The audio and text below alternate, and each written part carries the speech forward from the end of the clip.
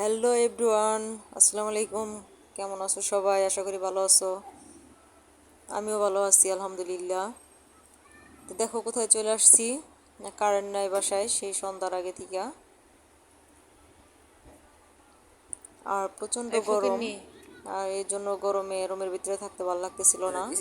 সবাই মিলে ছাদে চলে আসছি। দেখো অন্ধকার, হ্যাঁ এন্ডে ভালোই অন্ধকার, কিন্তু পাশে যেটা দেখতে পাচ্ছ সেটা হচ্ছে একটা কোম্পানি, গার্মেন্টস কোম্পানি পিছনে।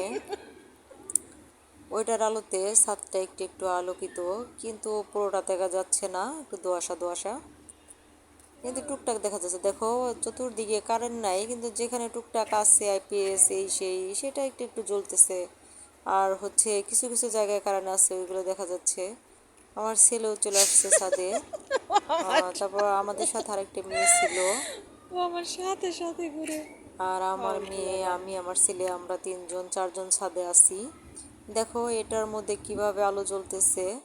তো এখানে হচ্ছে কাজ করতেছে লোকজন, এখনো ছুটি হয় নাই, নাইট শিফটে যারা আছে তারা কাজ করতেছে।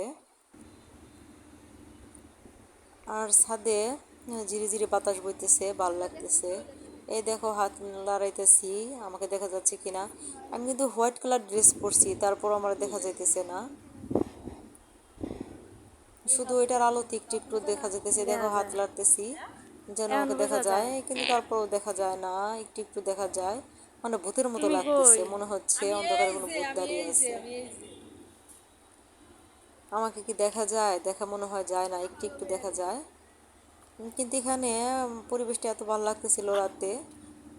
চতুর্দিকে অন্ধকার, একটু একটু আলো জ্বলতেছে, আর পিছনে হচ্ছে হয় একটু একটু কোম্পানিতে আলো, এখানে আলো ভরপুর।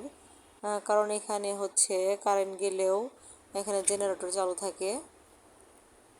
তারপর এখানে দেখো আমার সাদা পোশাক, তারপর আমাকে দেখা যাচ্ছে না, অন্ধকার, পুরোটাই অন্ধকার। আমার মেয়ে নিচে লেপটি মেরে এগুলা বসে আসছে, পরে কোন দেশে গেছে গা অস্থির ক্লান্ত ওরেও হয়ে দেখা গেছে। যাচ্ছে না, মানে কাউরে ওইভাবে দেখা যাইতেছে না। কারেন্ট চলে গেছে অনেক সময়, এখনো কারেন্ট আসার নাম নাই। রুমে এরাসল দিছি, এরাসল দিয়া মশা মরার জন্য এরাসল দিয়া রুম তালা লাগিয়ে ছাদে চলে আসছি। তো পিছনে এই জিনিসটার জন্য অনেক ভালো লাগে, প্রায় আমি ছাদে চলে আসি। শুধু আমি না, আমরা সবাই ছাদে চলে আসি, ছাদে কিছু সময় কাটাই, ভালো লাগে। কিন্তু এখানে কিন্তু একটা ভয় আছে, সেটা কি জানেন? আমার পিছনে এখানে যে একটা ইটের ভাটা ছিল, হ্যাঁ ফ্যাক্টরির সামনে ইটের ভাটা ছিল। এটা এখন আর এখানে কাজ হয় না অনেক দিন। এটা মানে অনেক পুরনো হয়ে গেছে, ভেতরে ইট দিয়ে ভর্তি, জঙ্গল দিয়ে ভর্তি।